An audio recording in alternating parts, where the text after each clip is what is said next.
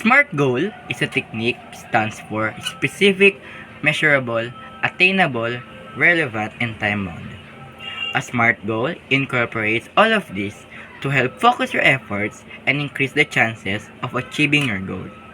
Defining these parameters as they pertain to your goal helps ensure that your objectives are attainable within a certain time frame.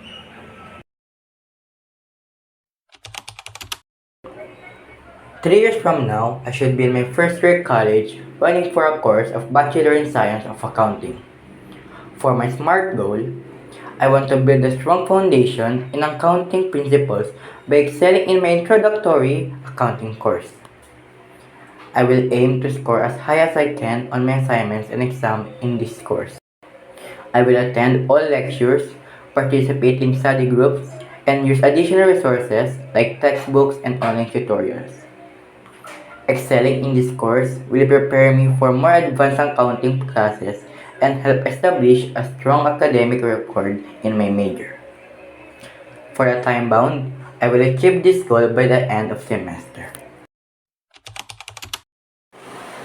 5 years from now, I'm in my third year college, still pursuing myself in Bachelor in Science of Accounting.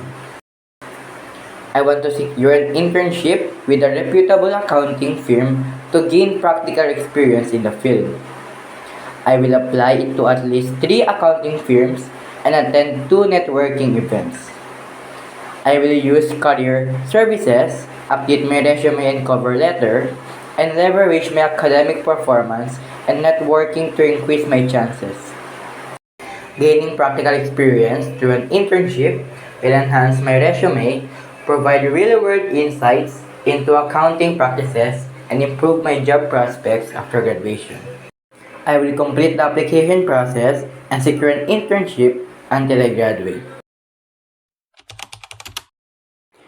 10 years from now, I should be running for my job as an accountant, providing goods for both myself and for my family. I want to enhance my proficiency in accounting software to improve my efficiency and accuracy in financial reporting. I will complete an advanced training course in my accounting software and apply the new skills to reduce report preparation time by 20%. I will enroll in a training course offered by my company or an online provider, dedicate 3 hours per week to learning and practice using the software on real tasks.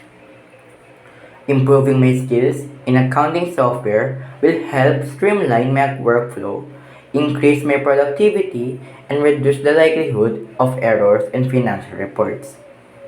I will complete the training course and implement the new skills to achieve the efficiency improvement within 3 months. These goals are clear and actionable, focusing on a specific skill that directly impacts my performance and efficiency.